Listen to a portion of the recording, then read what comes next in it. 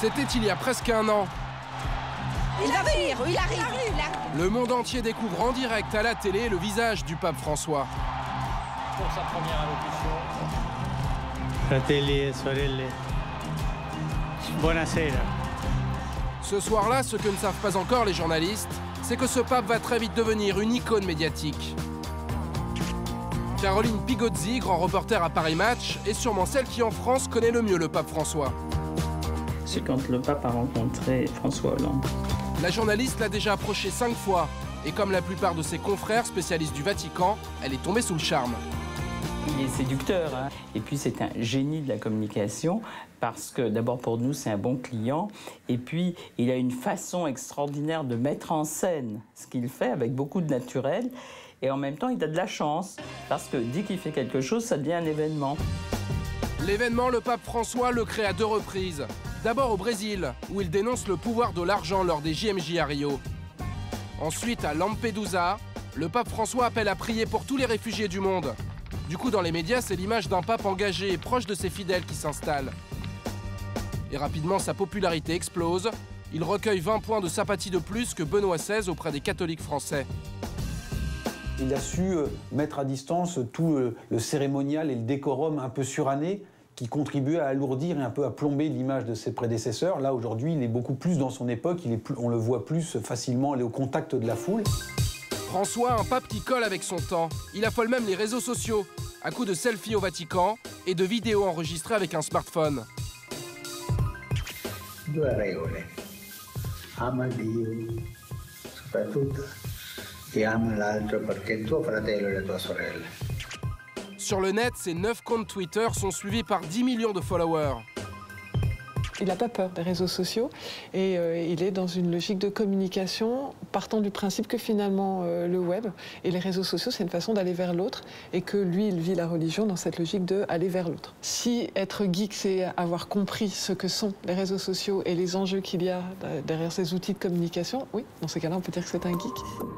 Derrière cette stratégie numérique se cache cet homme, Greg Burke. C'est l'un des conseillers en communication du Vatican. Ancien journaliste pour la télé américaine, il a été recruté par Benoît XVI pour déverrouiller la com pontificale. Nous l'avions rencontré l'année dernière à Rome, quelques jours avant l'élection du pape François. Comment ouvrir cette communication, étape par étape? Vous savez, le Vatican est différent d'une entreprise ou d'un gouvernement classique. Mais il y a des points communs et on travaille là-dessus. On ne peut pas être effrayé par les médias. Une stratégie qui paye avec François. Dans les magazines, c'est la papamania. Élu personnalité de l'année 2013 par Time, il fait les couvertures de Rolling Stone et du bimensuel gay américain The Advocate après sa déclaration sur les homosexuels. Se una persona è gay e cerca il Signore e ha buona volontà, ma chi sono io per giudicarla? Une petite phrase qui dépoussière des années de communication sur l'homosexualité. Et bien pourtant, pour les journalistes du magazine Têtu, le pape ne va pas encore assez loin.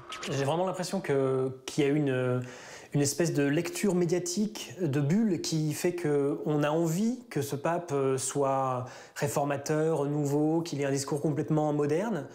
Or, quand on regarde la réalité de ce qu'il dit, sur le fond, c'est pas très différent en fait. Il a un discours qui n'est pas très radicalement différent de Benoît XVI.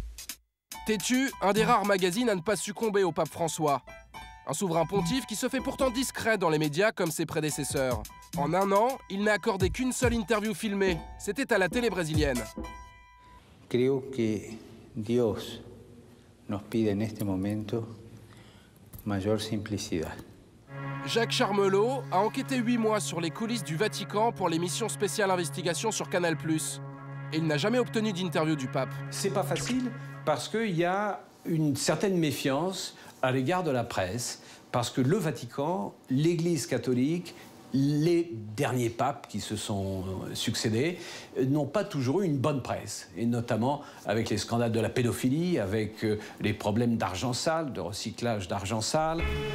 Le pape parle peu, mais fait du bien aux catholiques et à la presse chrétienne. La Croix, le journal de Dominique Quignot, est aujourd'hui le seul quotidien généraliste national à voir ses ventes augmenter. Et l'arrivée du pape François n'y est pas pour rien. Cette curiosité, elle nous donne, une chance supplémentaire d'attirer des lecteurs qui ont envie de le savoir. En plus, cette image du pape, cette espèce de volonté d'une église ouverte, d'une église qui dialogue et qui n'est pas une église qui se renferme, elle nous va bien.